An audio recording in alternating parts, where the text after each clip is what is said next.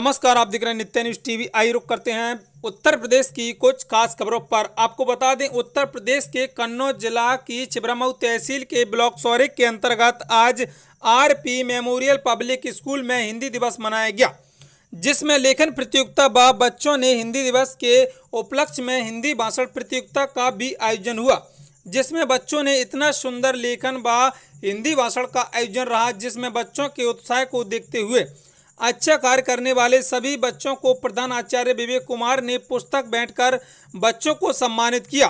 इस मौके पर सभी शिक्षक गण मौजूद रहे। यह थी नित्य न्यूज टीवी के लिए अनुराग सिंह राठौर की खास रिपोर्ट। सभी भारतीयों को मेरा नमस्कार। आज 14 सितंबर है और आज का दिन हिंदी दिवस के रूप में हम लोग मनाते हैं और पूरे भारतीय इस दिवस को बहुत उल्लास के साथ मनाते हैं।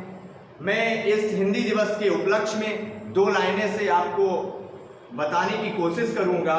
हिंदी को आगे बढ़ाना है, हिंदी को आगे बढ़ाना है, उन्नत की राह ले जाना है। केवल एक दिन ही नहीं, हमें नित्य हिंदी दिवस मनाना है। सबसे पहले आप सभी को हिंदी दिवस की बहुत बहुत शुभकामनाएं। जैसा कि 14 सितंबर के रूप में हिंदी दिवस मनाया जाता है, लेकिन वर्ष 1918 में गांधी जी ने एक साहित्य सम्मेलन हुआ था, हिंदी भाषा को राष्ट्र बनाने के लिए गांधी जी ने कहा था। लेकिन 14 सितंबर 1949 के दिन संविधान सभा में एक मत से यह निर्णय लिया गया कि भारत की राजभाषा को, हिंदी भाषा को देवनागरी लिपि में भारत को कार्यकारिणी व राजभाषा को आधिकारिक रूप से दर्जा दिया गया। हिंदी भाषा हमारे दिल की भाषा है। हम सभी भारतीयों की हिंदी भाषा एक दिल की भाषा है। चाहे कश्मीर से लेकर कन्याकुमारी तक की बात हो, संसद से लेकर सड़क और साहित्य से लेकर सिनेमा तक, हर जगह संवाद का बहुत बड़ा विषय बना हुआ है। सन शायद 1899 की बात है, एक अमेरिकन व्यक्ति लांस एंजल व्यक्ति ने हमारे देश के ज्ञान पुरुष स्वामी विवेकानंद जी से पूछा, एक प्रश्न किया, how are you. Swami Vivekananda ji ने उस प्रश्न का उत्तर उसे अपने शब्दों में दिया और बोला, मैं अच्छा हूं। तो उस अमेरिकन व्यक्ति ने महसूस किया और कहा, इससे जो अंग्रेजी भाषा है इसे आती नहीं है। लेकिन उस अमेरिकन व्यक्ति को हिंदी भाषा टूटी फूटी हिंदी आती थी। तो उसने हमारे ज्ञान पुरुष स्वामी विवेकानंद जी से बोला कि भारत से यहां तक आने में आपको कैसा लगा, कैसा महसूस कर रहे हैं। तो हमारे स्वामी विवेकानंद जी ने बहुत सरल और सहजता से उसका उत्तर दिया, I am a feeling is good, country is beautiful. इस प्रश्न का उत्तर सुनते ही अमेरिकन व्यक्ति आश्चर्यचकित हो गया।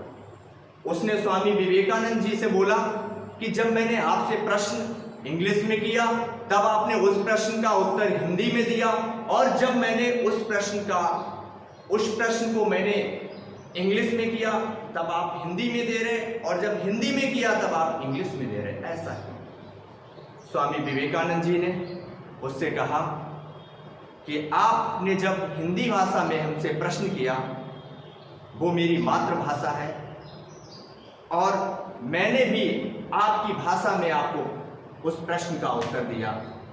जब आपने अपनी भाषा में प्रश्न किया तो मैंने अपनी भाषा में उत्तर दिया, और जब आपने मेरी भाषा में प्रश्न किया तो मैंने आपकी भाषा में उत्तर दिया।